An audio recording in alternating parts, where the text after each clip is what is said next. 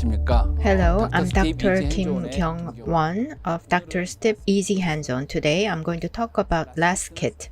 Last kit is lateral approach sinus kit for safe elevation of sinus membrane. And after that, you can do bone grafting and place implant. So it's a sinus surgery kit for lateral approach. So what are the characteristics of this kit? First, lateral window can be formed more easily and safely with this kit.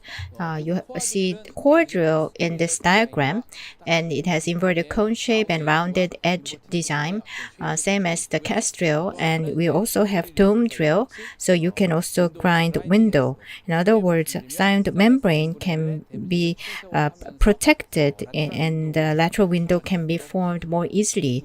It also has various sinus instruments so that you can safely and elevate the sinus membrane more widely. Thirdly, you can use this type of bone graft carrier. So sinus lateral approach, after that is done in doing bone grafting, saliva being contaminated or leading to second infection can be prevented for more easy bone grafting. So let's see what the component of this kit is. In the upper deck, we have tools for lateral window formation. So dome drill and core drill, and it also has stopper. In the lower deck, it has tools for sinus membrane elevation. So for sinus surgery, instruments are included, and we also have tools for bone grafting.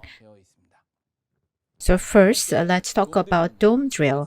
In the last kit, there are two types of drill. First, dome drill is where you can more easily and quickly form window, and perforation of the membrane or membrane damage can be prevented. So it grinds the lateral window. So this is how it looks.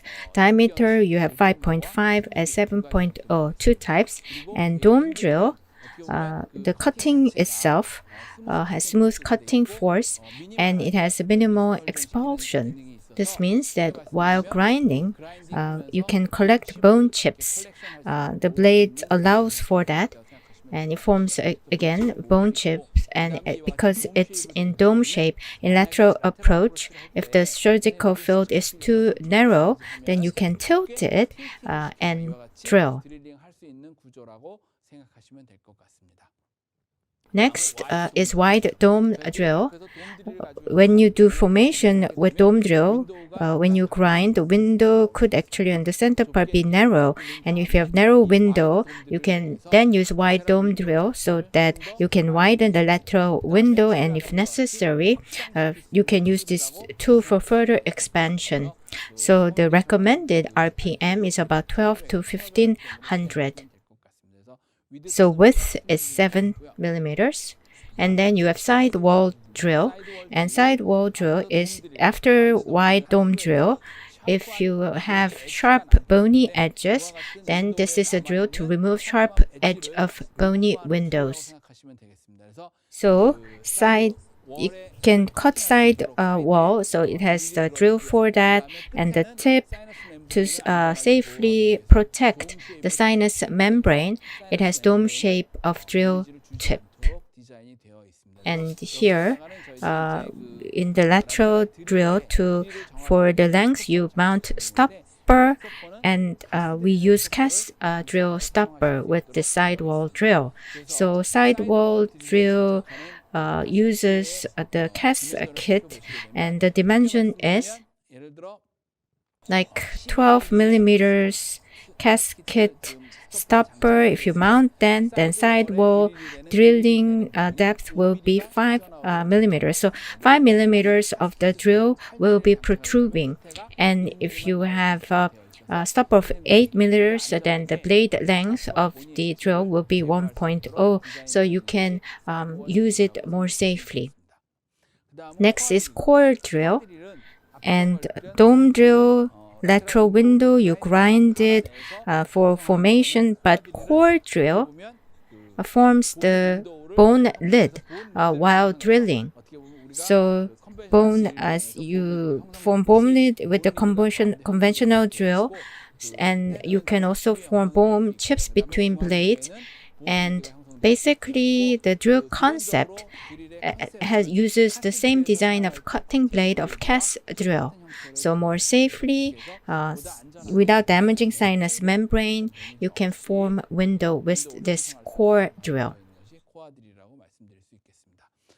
Next, we also have in the last kit the dome drill and core drill. With it, we have the stopper to mount on those drills. The basic concept of stopper is from 0.5. We also have 3.0 millimeters. So these numbers indicate that if you mount 0.5 millimeters, the blade will expose by 0.5. And if you use 3 millimeters of a stopper, then the drill blade will be exposed by 3 millimeters. So if you form lateral window, in the sinus wall thickness is about 1 millimeters. So if you have about 3 millimeters, then safely you can form lateral windows without any problems. Now there is a bone separator. This is a tool to remove a bone lid stuck inside the core drill.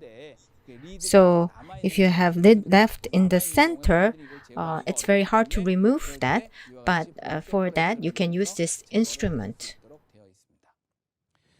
Sinus curette. This is tool for elevating sinus membrane, and we have short form and long form. If you use the short one, then in the shallow area close to window, you can use this for elevating the membrane. If it's a long format, it's longer, so it has 3 curvatures. So within sinus cavity, whichever location, direction, it's very easily accessible with this long curette. So in the inside, on the optomesial wall, you can widely elevate the membrane.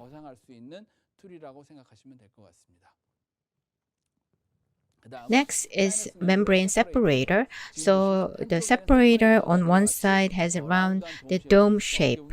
So piezoelectric kits is something that you will think about because very similar. So when you open the window, so in other words, when you do initial detachment, if you use this side of the tip, you can very easily separate the remove bony window and detach sinus membrane initial stage. And then you have this other side. So this other side is used to fill bone graft inside the sinus cavity via a crystal drill hole. So as a plug, you can fill the material. Next is freer elevator. It's an instrument that I use most frequently, and a lot of procedure can be performed with this. So on one side, that you can be used to separate the lateral window or to elevate the sinus membrane, and it can also be used for bone grafting. On the other side, the bended part is for sinus membrane elevation, and basically freer elevator tip, the width is 5 millimeters, so it's a bit on the wide side. So using this very safely, you can elevate sinus membrane. Next is bone graft carrier. On one side, you have this type of spatula shape. So graft material, without contaminating the mouth, you can bring it to the lateral window and do bone grafting. So it can be used to carry bone graft materials. And on the other side, the freer elevators width, I said, was 5 millimeters, but this is a bit narrow tip. It's 3 millimeters in width. So if the lateral window side that you formed is a bit narrow, then you can use this narrow tip for membrane elevation. So last technique, basic procedure is the following. Basically, there are 2 techniques. can use dome drill, or you could also use core drill. So if you use a dome drill, the sinus lateral wall, you grind it in the window formation. So that's how you form window through grinding of the sinus lateral wall. And core drill technique, you form lateral bony window with round bone lid. So that would be the core drill technique. Now let's explain about the practice of easy hands-on. The easy hands-on practice will be we'll be using last kit and lateral approach and go to sinus cavity, do sinus bone graft, and then place implant. Using mock-up, I'll show you that procedure.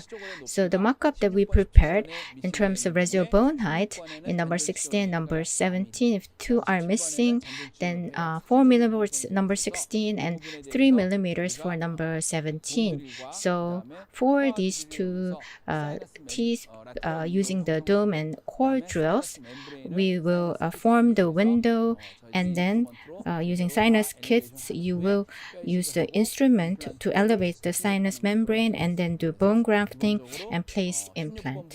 So basically, number 16, we will use TS 4.5 10 millimeter implant, and number 17, we will use 5.0 8.5 millimeter length implant. So using dome drill, we first create bony window, and there wide drill, we expand further, do sinus membrane elevation, bone grafting, and place implant.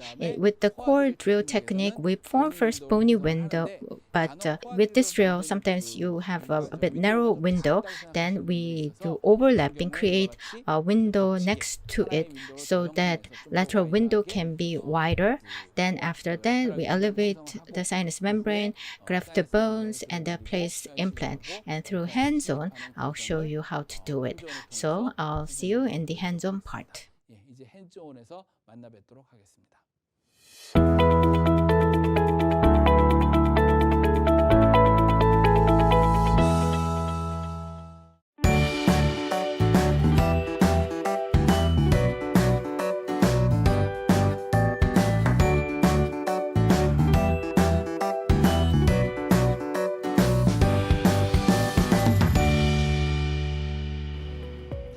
So now I'll start the hands-on of last kit. Numbers again 16 and 17 is missing cases, and last kit dome drill technique will be performed first, and then I'll move to the cold drill. So number 16, about bone height remaining is 4 millimeters. Number 17 is 3 millimeters or so. So for your understanding, the sinus floor, I will mark it first. So like this, you see sinus floor.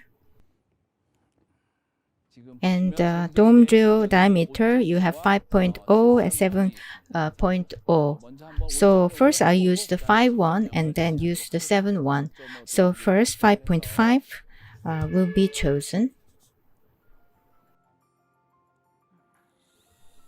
So 5.5 dome drill, there are two dome drills, 5.5 and 7.0. So I'll use 5.5 first with the stopper.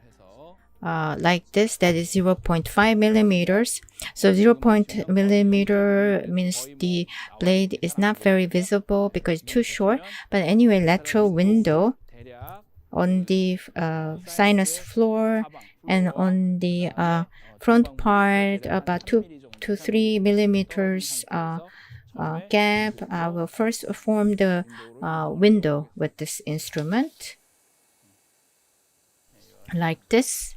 And it's only 5 millimeters, so it's only 0.5 millimeters in other words.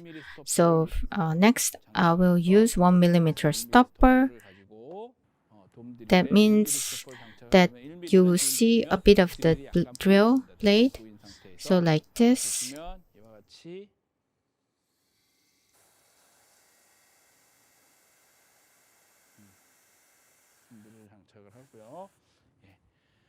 So you see the diameter is a bit on the narrow side.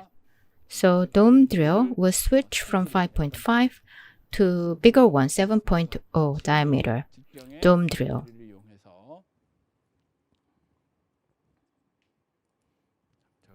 Then again, stopper. We will first use 1 millimeter stopper first. So mount that stopper. So drill, you see a bit protruding.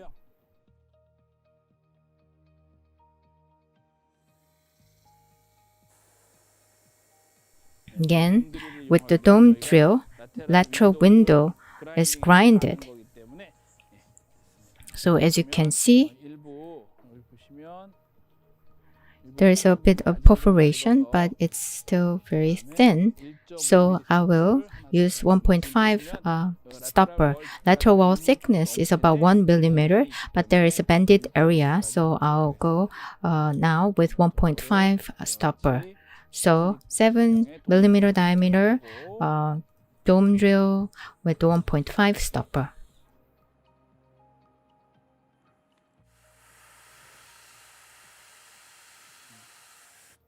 And as you can see, 1.5 stopper, you see like this, the sinus on the lateral wall side, you see a bit of perforation. So that's it. I think 1.5 is sufficient.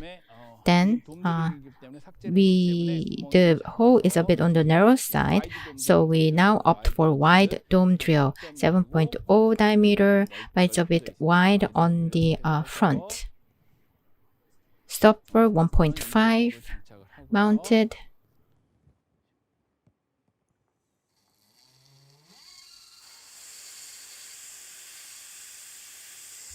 Like this with the wide dome drill.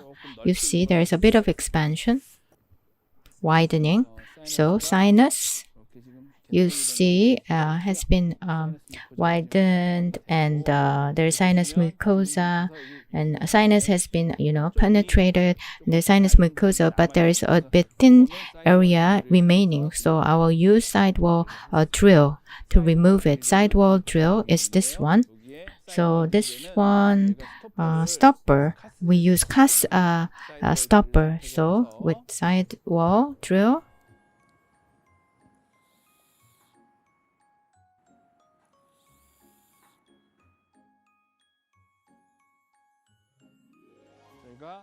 and we use 9 millimeter cast stopper. So we mount that on the sidewall drill. Then sidewall drilling part is about 2 millimeter truded. So the sharp area, we push it like this to the dome-shaped part can protect sinus membrane. So we round it so that the sharp part can be removed. So the thin remaining part with the sidewall drill has been all removed. So with the wide dome drill, we do the widening and then of the sinus instrument. First, for the initial detachment, like rounded part can be used. Then the sinus and lateral window and between membrane and bone, initial detachment can be done. So without hurting the membrane, very easily you can detach membrane. Now, personally, the freer elevator part, I use it. So the width is 5 millimeter here.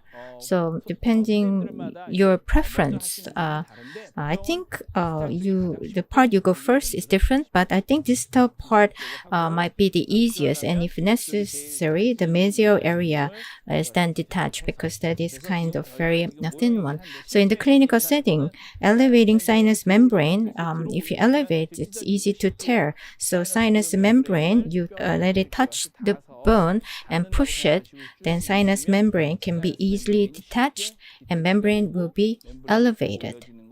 So like this, even on the inside, on the deep side, So even on the sinus major side, even to the nose lateral wall side, even on the inside, you need to fully detach so that there could be wider elevation. And then sinus curette, the short part. Using the short one, like this, sinus membrane can be elevated. And if going a bit deep, like this, it has three curvatures. So on the front part, like this, on the distal side, the opposite side, if you access like this, then with the sinus curette, you can go and access any direction. And on the using the long part, then like this, even deep side, inside, even on the mesial wall side, you can go in. So even on the inside, the mesial cavity lateral side, you can go in. So on the distal, using the opposite side, you can fully access and go in. So if you use sinus instrument properly, then sinus membrane can be very safely and fully elevated. Now it's all been elevated. Now I will do drilling. And 1 to 2 taper kit will be used. First, drilling site will be marked. Then, first, guided drill will be used.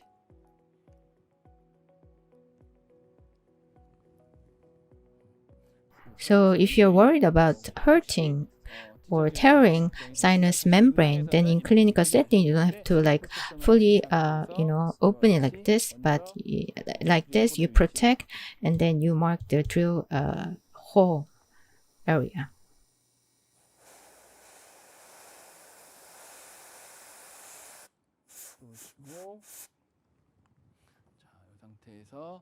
And then parallel pin will be put on. Then number 17, like this, we mark the drilling site. Then again, parallel pin used to check the drilling position, and you check the occlusion, and as you can see, the punctional cusp on the lower side drilling path can be confirmed. And number 16, TS3 4.5 10 millimeter and number 75.0 8.5 millimeter fixture will be placed. So bone remaining is 4 and 3 millimeters. So drill will just use 8.5. So first, with the straight drill, I will expand the hole first. And as you can see, this is 2.2 diameter drill. And from here, again, you drill sufficiently. Remaining bone height is 4 and 3 millimeters. So you don't have to opt for 3.5, the long one. So I'll just go with 8.5. So diameter 8.5. And fixture 3.5 will be used. And like this. And also, here also, fixture 3.5. And number 16, we'll go up to 4.5. So with 8.5 drill, I'll do the final drilling. So number 16 drilled with the final drill. Fixture 4.5, and number 17 is 5.0, 8.5 millimeters final drilling.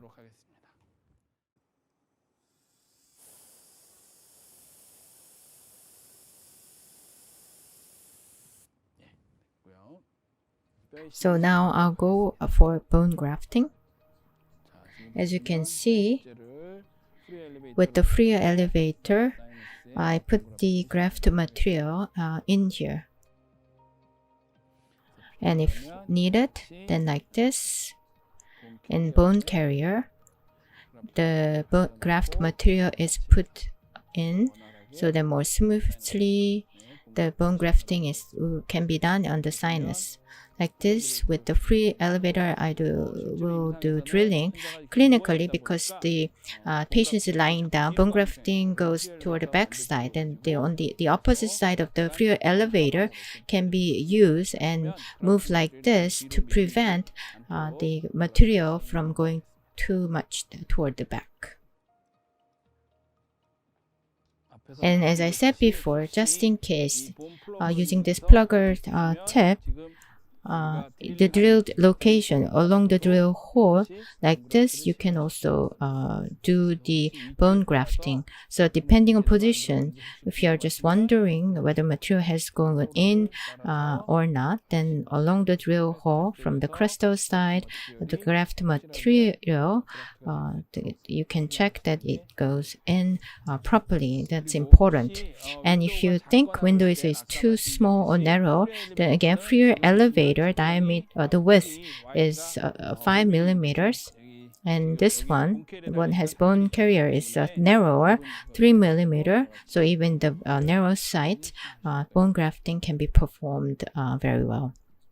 And if the material is dry, then while doing grafting, if it goes in touch with saliva, then biofilm can be formed and contaminated, resulting in infection. So like this hydrated bone graft material, don't push it too much toward the back, and be cautious about that in doing the grafting. So make sure it doesn't go toward too much back. I think grafting is almost complete. Now, using the mount driver, TS3 10mm implant of 5.5 diameter will be installed like this. It's placed, and before putting it, delivering orally, check that it's in the right mode, and then place the implant. So in the drilled site, like this, you place implant. I think it's almost done. Next, TS3 diameter 5.0, length 8.5, implant fixture, like with the pre-mount. You check, and you check again that it's in the right mode, and then place the implant. And if it's placed, then using the hand wrench,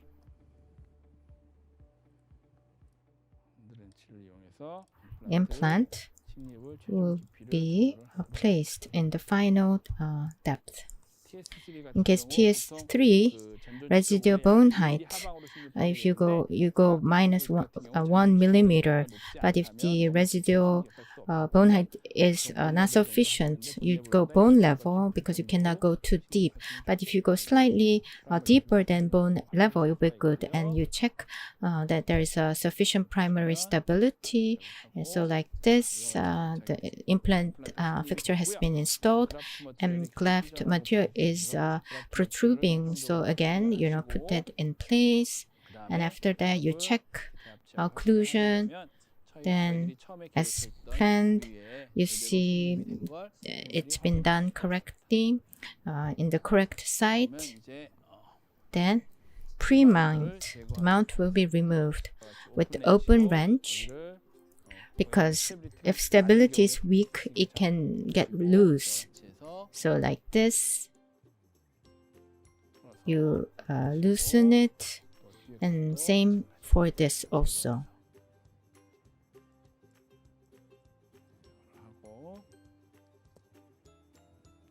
And you put in cover screw, then implant placement is complete. We use dome drill, so we grinded window, and the window, there's no need for repositioning.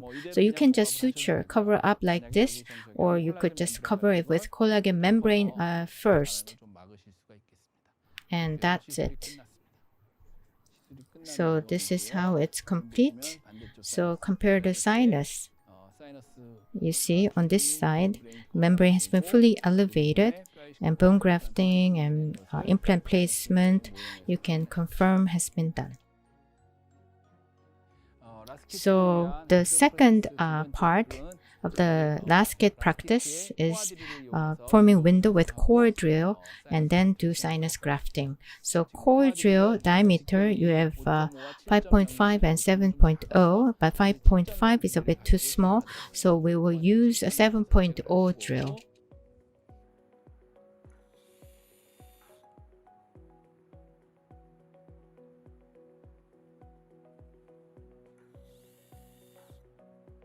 And then last kit stopper, we'll start with 0.5. So 0.5 stopper will be like this, mounted. And sinus floor is already formed, so on the 3 millimeters from the front and back side of the floor, we'll go in to form window. So indentation with 0.5, and 0.5 is a bit too small. So we will now go with 1.0 stopper. And as you can see, core drill, we mounted the stopper, then 1 millimeter of a drill is protruding. So again, go in.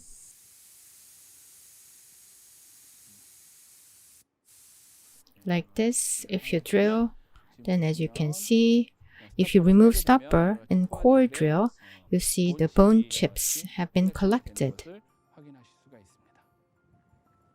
So window is not fully formed, so I'll go one up again, 1.5.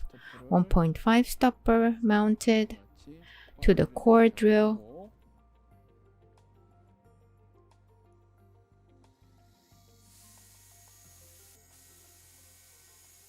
Like this, we form the window. And as you can see, still the window is not fully detached. So 2 millimeter stopper will be used. Like this, 2 millimeter stopper will be used. And here, the lateral wall is bended, and that's why it's not fully detached. And like this, try to form window by going in.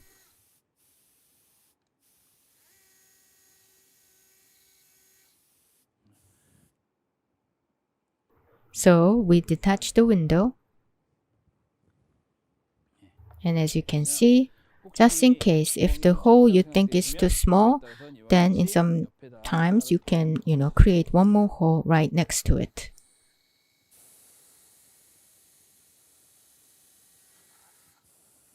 And then, as you can see, a bit wider window will be available.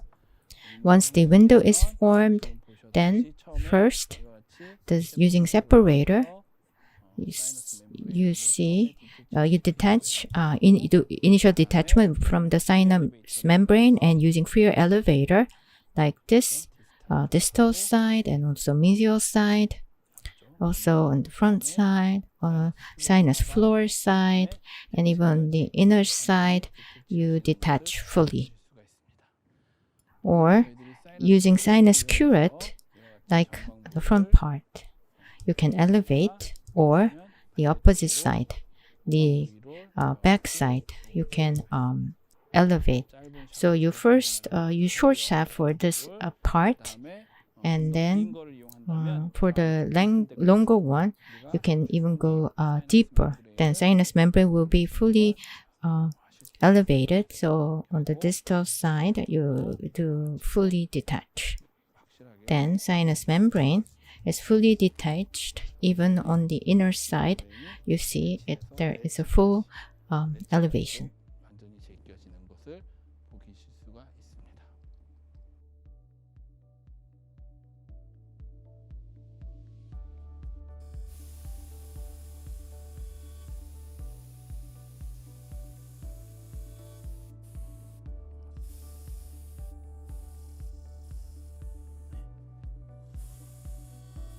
So you drill up to the area you marked with a laser.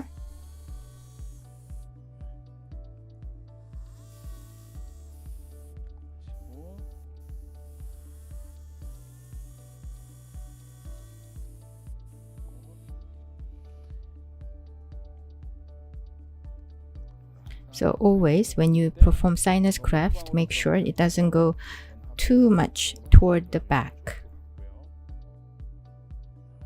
Then you put in the fixture.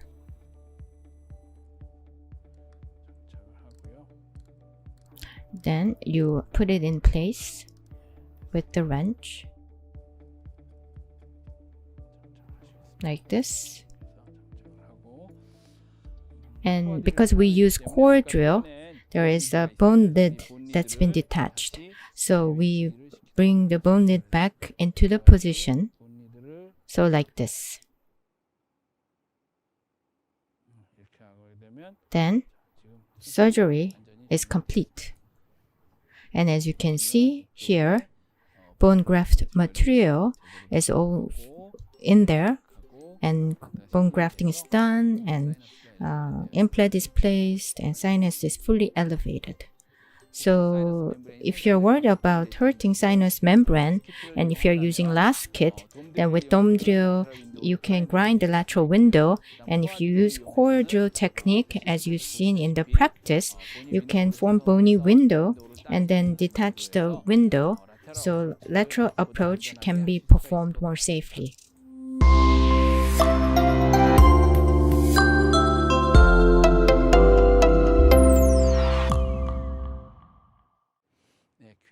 Now let's answer some questions.